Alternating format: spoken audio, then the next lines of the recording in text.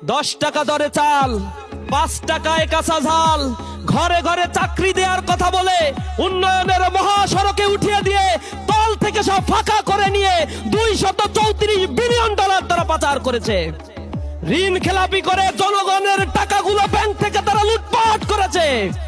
আমরা আবার দেখতে পাচ্ছি একটা দলের মধ্যে 50-এর অধিক নমিনেশন দেওয়া হয়েছে যারা ঋণ খেলাপি, 26,000 কোটি টাকা ঋণ খেলাপি নিয়ে এদেশের জনগণকে আবার প্রতারণা করতে চাইছে। তারা এই দেশকে তারা বলছে জনগণের ক্ষমতায়ন করবে, চাকরির ব্যবস্থা করবে, বেকারত্ব দূর করবে, কার্ড দিবে।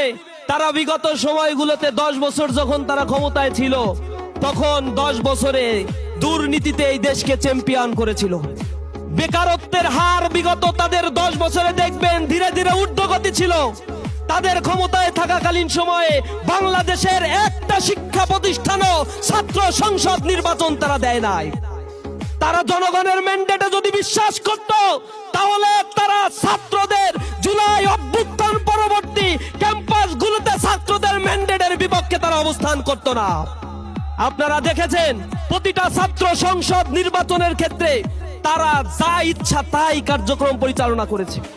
তাদের মবের কারণে প্রতিটি ছাত্র সংসদ নির্বাচন বারবার রিশিডিউল করতে হয়েছে। তাদের অযৌক্তিক দাবির পরিপ্রেক্ষিতে জাহাঙ্গীরনগর বিশ্ববিদ্যালয়ে হাতে ঘুরে সেখানে রেজাল্ট দিতে গিয়ে 3 দিন পর্যন্ত রেজাল্ট দিতে তারা গরিবসি করেছে। সর্বশেষ হারার ভয়ে খেলতে না নেমে তারা যে কাজটা করেছে, জাতীয় নির্বাচন কমিশনের সামনে গিয়ে তারা 2 দিন অবরোধ করে রাখছে। তারা নির্বাচনের প্রচারণা করে না, তারা নির্বাচন কমিশন অবরোধ করছে। অবরোধে যখন কাজ হচ্ছে না তখন তারা ছাত্রদের তাদের দলের কিছু নেতাকর্মীকে নিয়ে এসে হাইকোর্টে রিট করেছে। সর্বশেষ কোর্টকে ব্যবহার করে শাহজালাল বিজ্ঞান প্রযুক্তি বিশ্ববিদ্যালয়ে নির্বাচন তারা স্থগিত করেছে। করার পরে তারা করো জোরে হাতে তালি দিয়ে তা সেলিব্রেশন করেছে। তার মানে কি পরিমাণে অন্তরে ভয়, দুরু অবস্থা তাদের। তারা ভীত বিহ্বল হয়ে পড়েছে।